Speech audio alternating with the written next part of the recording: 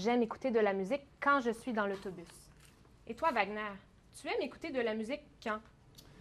Bien, j'aime écouter de la musique quand je vais dormir.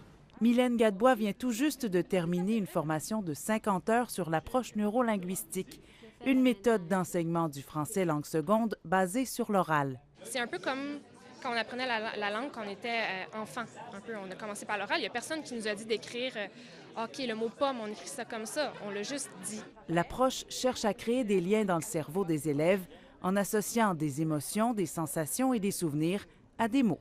On met l'accent sur la communication authentique et on va vraiment chercher le vécu des apprenants qui commencent à se connaître mutuellement.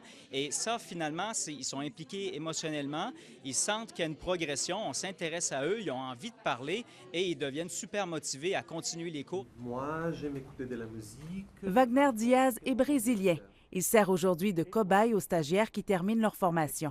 Beaucoup de plaisir, parce que c'est un processus naturel, agréable, amusant. La méthode existe depuis une vingtaine d'années. Elle a été développée par 2 universitaires québécois et terneviens.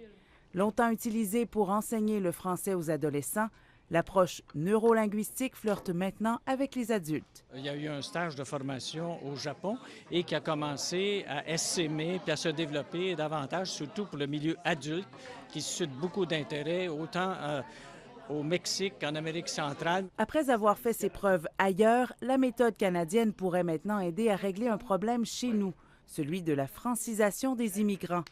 La vérificatrice générale du Québec faisait récemment le constat que plus de 90% des immigrants qui complètent le cours de francisation sont incapables de fonctionner au quotidien en français.